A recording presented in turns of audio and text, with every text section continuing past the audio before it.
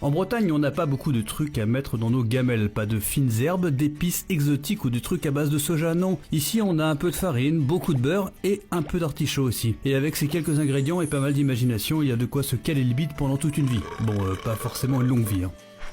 Numéro 1, la crêpe. En Bretagne, on peut rire de tout, mais la crêpe, c'est un truc sérieux. On ne mélange pas la galette de blé noir ou de sarrasin salée, celle qui sert à faire des galettes de saucisses en regardant le Stade Rennais perdre 1-0 contre Guingamp, et la crêpe de froment sucrée, celle qu'on bourre de pâte à tartiner à base de chocolat et de noisettes, dont on taira le nom pour ne pas déclencher un tsunami dans les commentaires. Alors oui, la crêpe, c'est le plat le plus con du monde, mais il a suffi à assurer la conquête de Montparnasse. Et ce n'est qu'un début. Numéro 2, le phare breton. Pourquoi phare breton? Existe-t-il d'autres phares qui ressemblent à un flan compact et fourré au pruneau? Bien sûr que non, c'est l'apanage des plats bretons. Peu coûteux, des ingrédients simples, une recette à la portée de n'importe quel alcoolique, et vous avez un truc super bon. Alors non, vous ne verrez pas de phare breton en finale du meilleur pâtissier sur M6, mais on s'en fout. Et à vrai dire, on trouve même que les pruneaux ajoutent trop de fantaisie à ce dessert.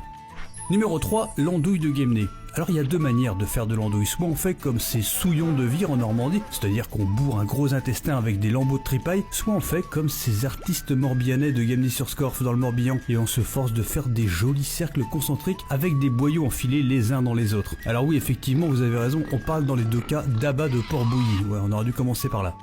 Numéro 4, le kigafars. Littéralement, viande et farine. Ouais, en Bretagne, on a un plat qui s'appelle viande et farine, on n'est pas des poètes. Mais en même temps, on parle là de pâte cuite dans un sac avec un bouillon, du jarret de porc et d'autres trucs. Le genre de plat qu'on fait dans une énorme gamelle étouillée avec une cuillère en bois. Un plat de bourrin, donc, qui ne méritait pas une appellation plus subtile que viande et farine.